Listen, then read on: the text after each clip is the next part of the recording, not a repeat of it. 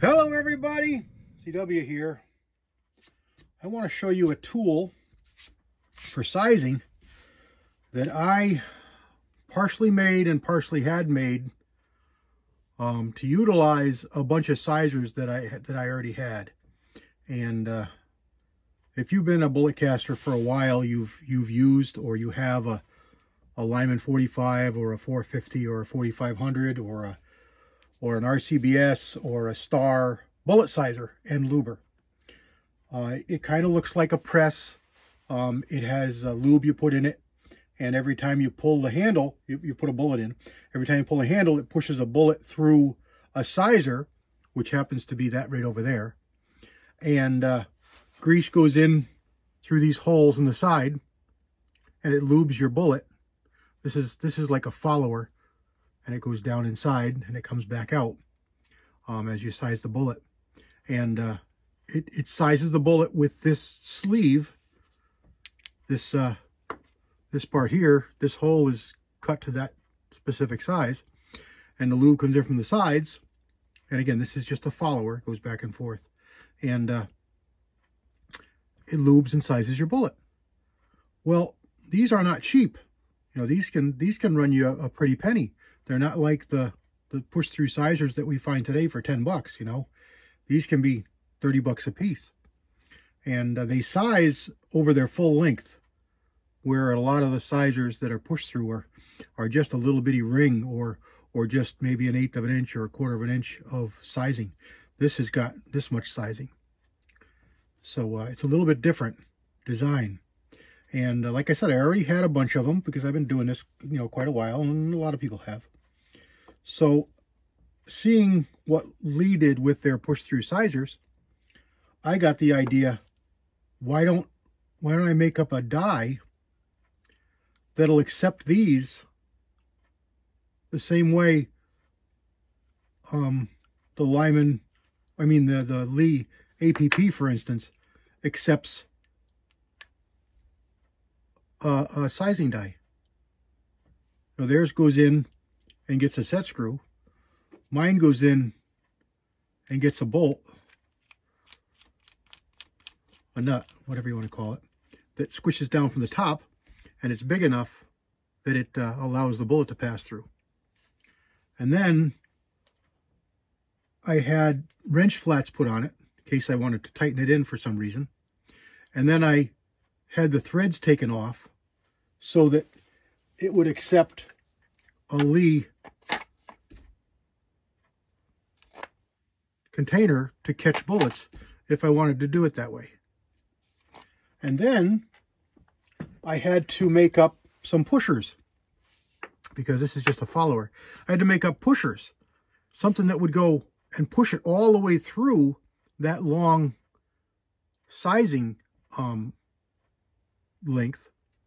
So I took a shell holder and I made them in a couple of sizes. I made a 30, a 35, and a 45.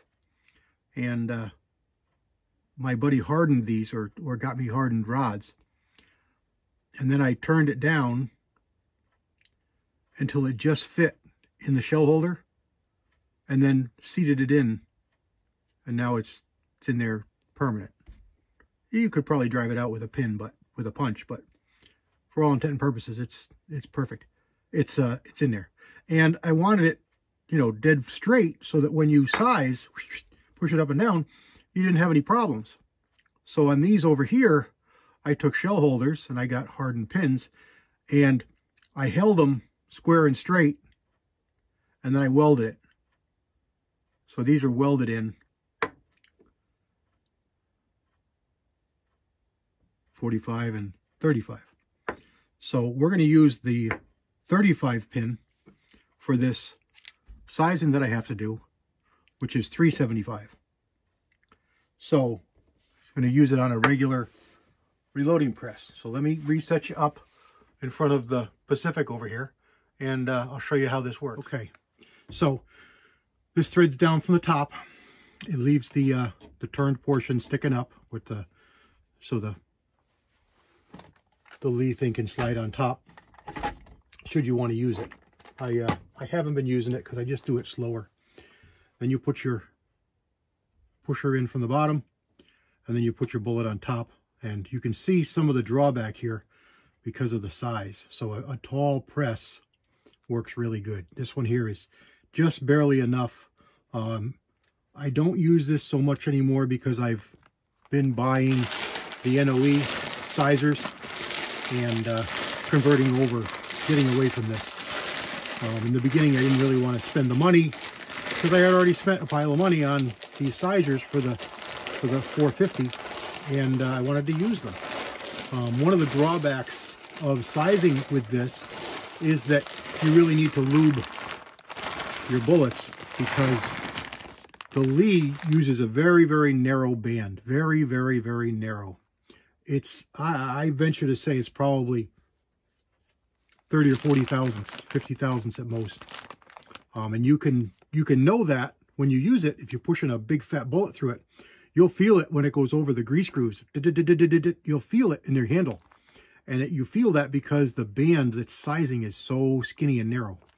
This is not that way. This is, you know, 2 inches almost, 1.5 inches of sizing.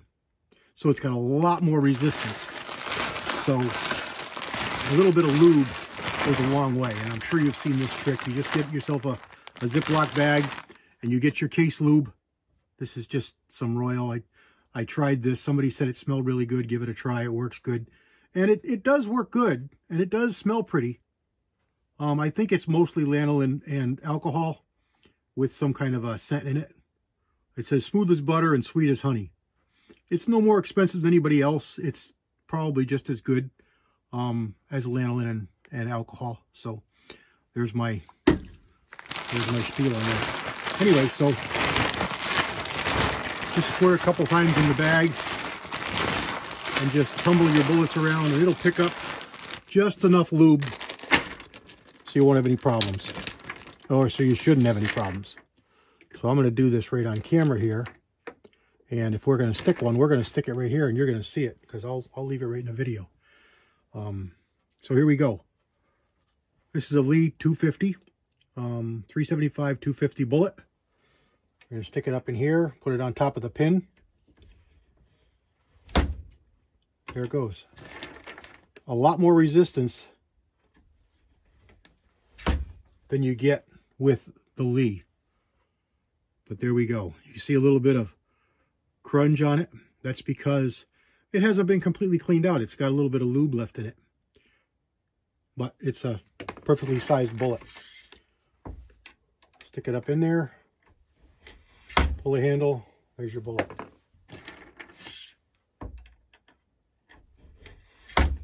So there's a way that you can use your existing sizer dies from your 45 or 450 or 4500 or RCBS or even Star Luber sizer dies, and not have to spend the money again for some other system. You just have to make up this die. And you can buy blank die bodies if you've got a buddy with a lathe or a Bridgeport. You can buy blank die bodies and just cut it, machine it to fit your sizers, and you're good as gold. So I just wanted to show you this. It's an option. It's nothing that you can buy that I know of. I'm certainly not going into business making them. I will be happy to supply you with any measurements that you might want, but it's not rocket science. Anybody who's capable of doing this is capable of measuring up and figuring out what you need to make this work. It's not rocket science by any means. Just a little bit of forethought with your sizes, and you know, welding is handy. But you could even have that done for you. I'm sure you know somebody, or you've got a shop around you that does welding. You can probably get it done pretty cheap. It's not a big deal. And there you go. That's how I started push-through sizing before the APP, and before I had spent all the money on the Lee Luber sizer, Lee push through sizers. And it goes pretty easy, but without the lube on here, it would not be so easy. Matter of fact, you could get something stuck. So just put a little lube in there, and you can wash it right off. It doesn't hurt. Remember, you know, if you're casting and powder coating these bullets, you stuck them in water when you quenched them, or when you took them out of your powder coat. You know, it's not going to hurt them at all. They're not going to get waterlogged or anything silly like that. Just get some Dawn dish detergent, some hot water, swish them around in there, rinse them off real good. The Dawn will do its job. This lube comes off pretty easy, and you'll have good, dry, clean bullets again that won't give you any kind of issues if you think you're or if you're worried about neck tension or anything like that because of the lube on your bullets. But there we go. You don't need to watch me do this. You know what I'm doing. I'm going to finish up this bag, and I'll come back. Stand by. And there we go. We're all done. Took me maybe, I don't know, not even 10 minutes here. And here's the last one. Sized up nice. Looks really good. It's a good looking bullet. Shoots pretty good. I got to do some maintenance on the mold. The sprue plate is constantly loosening up. It's one of the ones with the backwards thread, and I'm going to put a set screw in it. And I had a video on my old channel with this setup, and I had a video on the old channel putting those set screws in. So those were both lost long ago. So it's high time I do those over again. So tonight I think I'll do a video on that, and that'll post in the next couple days or maybe tomorrow. All right, guys, there it is. By the way, this is the new color for me. This is light violet from Eastwood. This is the first ones that were done with it, and it coated beautifully, just like Walter said it would. It's a nice coating. He says it's really thin and light for him.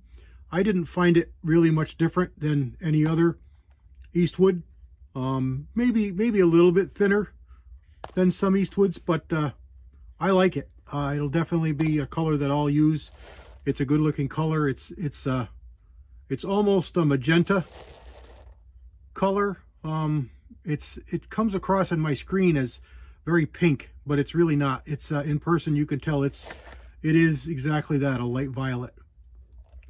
But it's a nice pleasing color. So there we go, guys. I hope you got a kick out of this. Maybe it gave you an idea of something that you might want to build if you have access to these, you know, all these sizing dies. I got 3 or 4 boxes like this with these sizing dies in them, and they just don't get used anymore because I powder coat everything. So it's a way to utilize dollars that you spent with something you already have. All right. God bless everybody. CW out.